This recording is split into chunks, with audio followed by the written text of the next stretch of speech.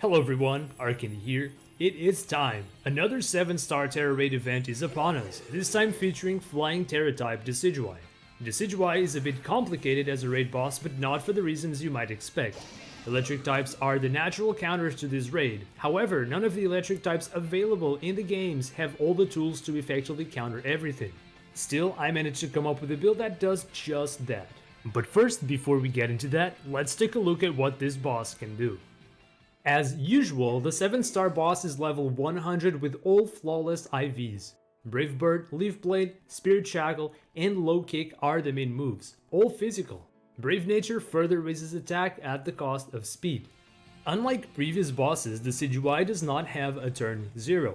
Instead, it will reset your team's stats after a short wait, and immediately after it will use Feather Dance on someone at random, could be you or one of the NPCs. So if you got any stat boosts done in this turn, they would be rendered useless. At roughly an 80% threshold, Decidueye will do 3 things. It will reset any stat changes done to itself, activate the Terra Shield, and use Sword's Dance. At about 60% threshold, Decidueye will use Air Cutter out of turn. It will use Air Cutter twice, and from this moment forth, Decidueye always attacks 2 times per turn.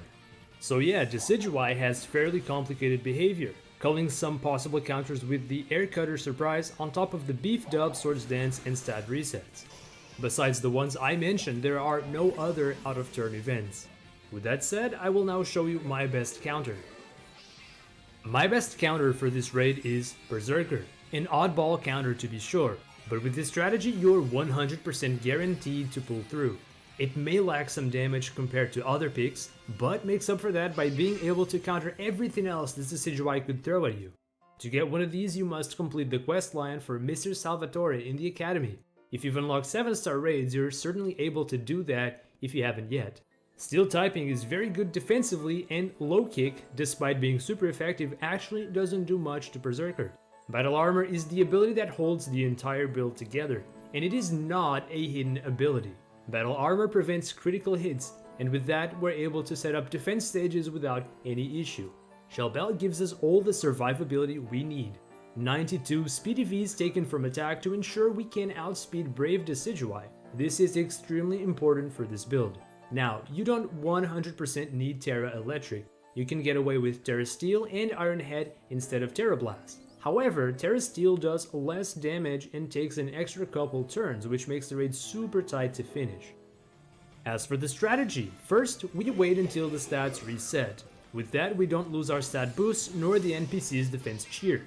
Now you can stuff 2 Iron Defense and 2 Swords Dance before Decidueye terastallizes if you're quick selecting the moves.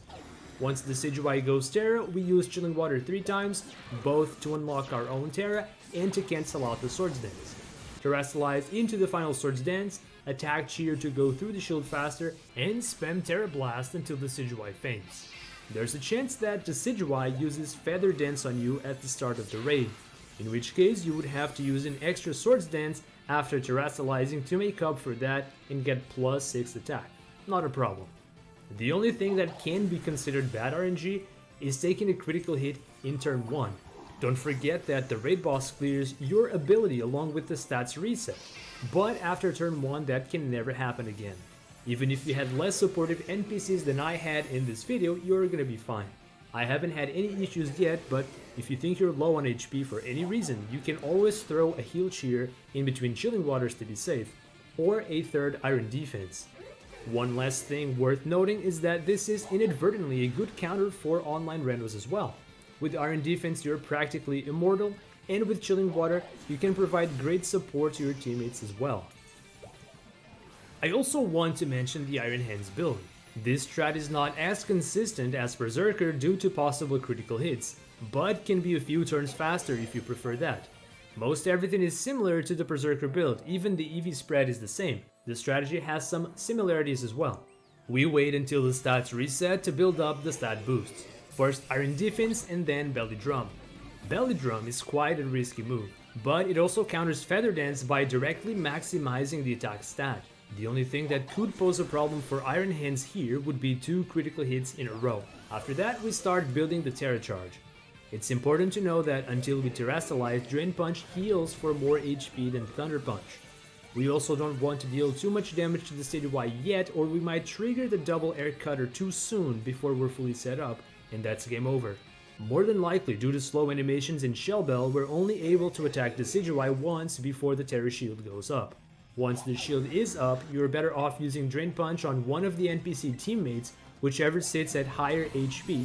This really helps you survive. Terastallize as soon as possible and use Thunder Punch for maximum damage and recovery. If you don't take a crit this turn, you can use an attack cheer to ensure the shield goes down in one hit. With that, you'll activate the double air cutter, but you'll defeat Decidueye before the 2 moves per turn could ever be a problem. As you can probably tell, this build is pretty good, but critical hits are its downfall. Even if you were to use Iron Defense 3 times, critical hits can still be a problem. And that's it for this video. I sure hope you enjoyed the builds and await to hear how you put them to good use. Please like and subscribe, that lets me know you want to see more incredible builds in the future. Thanks for watching, and I'll see you on the next one.